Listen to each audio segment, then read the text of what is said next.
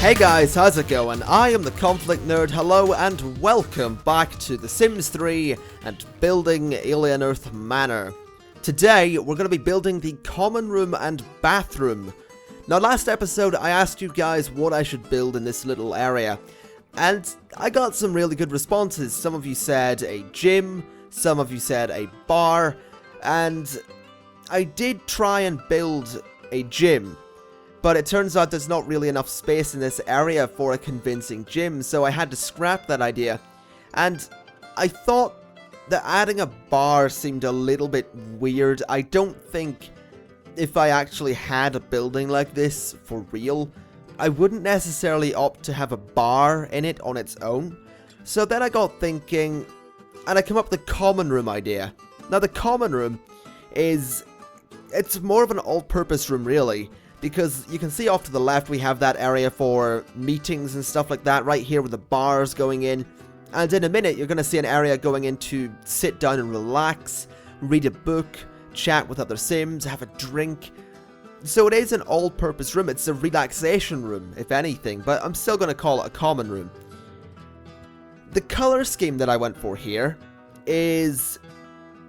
it's different. And by different I mean... it's not quite like the other rooms in the house, because the other rooms in the house have always been one kind of bright color contrasting against everything else being something much less vibrant. This room doesn't really have that. What this room has is a general theme where everything is very kind of toned down. There's a lot less saturation in this room than there is in all of the other ones, and I like that. Because the idea for this room was that it would be very humble, it would be calming, it would be relaxing. I didn't want Sims to walk into the room that was designed for relaxation and be, well, completely overwhelmed with colour. That wasn't the point of this room. I don't want people to look at this and get a headache from the overwhelming number of things going on, so a very mellow tone was what I wanted here, and I honestly think it turned out quite well. The one little feature that we did have was a little bit of green on the armchairs that you see there, just on that little square on them. That little bit of green was the brightest colour in this room, and I really like that. I like some very subtle colour, especially in a room that is designed to have your Sims come in here, sit down, chat with friends, or whatever they want to do. I really am proud of this. It's honestly rivaling the kitchen and living room and whatever other rooms we have as my favourite room. And I think this room is a very good example of my building ability getting a little bit better, I think. And that's good, because that's one of the reasons I started doing this series. I wanted to become a better builder. And I think I'm getting there.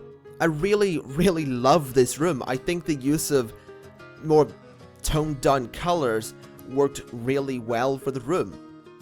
I don't know, what do you think of it? I thoroughly enjoy this room.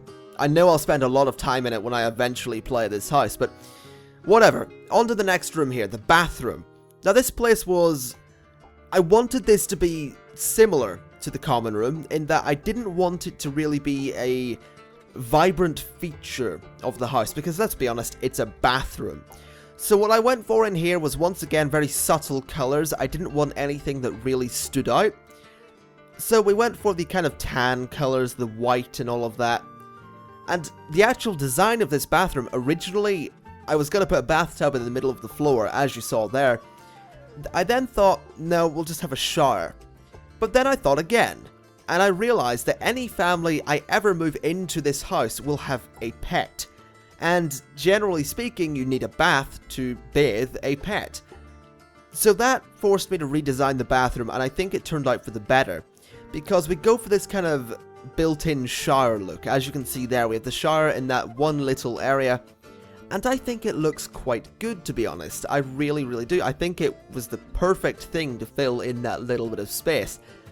Adding in some art, I finally found somewhere to place that green, blue, and yellow painting there.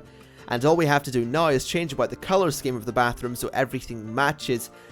I think I might have a problem with this whole make everything match thing of mine.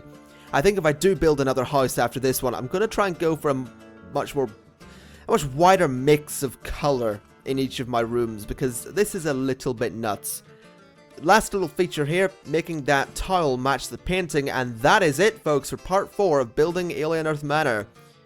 I hope you've enjoyed it as much as I did, and I'll see you next time.